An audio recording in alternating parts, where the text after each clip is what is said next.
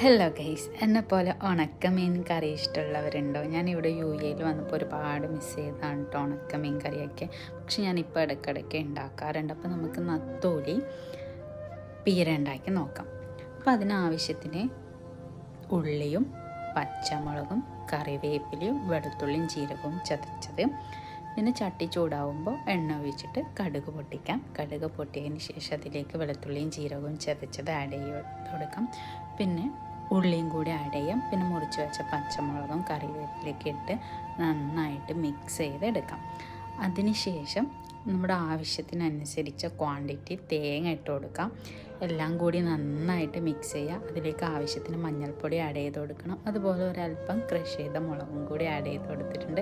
അതിനുശേഷം കഴുകി വൃത്തിയാക്കി വെച്ച മീൻ പേര് ആഡ് ചെയ്ത് കൊടുക്കാം. എന്നിട്ട് നന്നായിട്ട് മിക്സ് ചെയ്തെടുക്കാം കേട്ടോ. സൂപ്പർ ടേസ്റ്റാണ്. എല്ലാവരും ട്രൈ ചെയ്ത് നോക്കണേ കേട്ടോ.